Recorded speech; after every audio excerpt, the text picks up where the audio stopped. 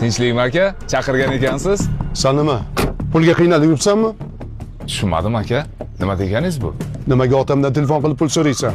Seni o'qitganlari, ishlaringga yordam berganlari yetmaydimi? Shunchalik pul kerak bo'lsa, nimaga mendan so'ramaysan? Nima qilasan otam pensiyalariga ko'z olaytirib? Aka, men pulga qiynalib qolganim yo'q. Topganimni oilamga, farzandlarimga sarflayapman.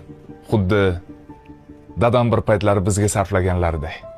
Esizdami o'sha paytda dadam oylik olishlarini kutib turardik. Biz uchun biror nima olib kelsalar, biz ularni eng boy, eng kuchli inson deb bilardik. Farzand otasini qanaqa deb bilsa, ota o'zini shunaqa his qilar ekan.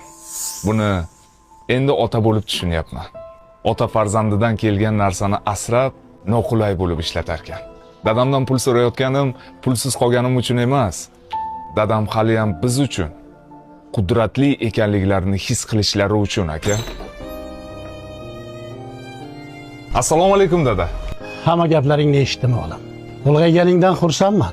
Lekin o'sha men senga beradigan pullarni hammasini akangdan olganman-da. Nima?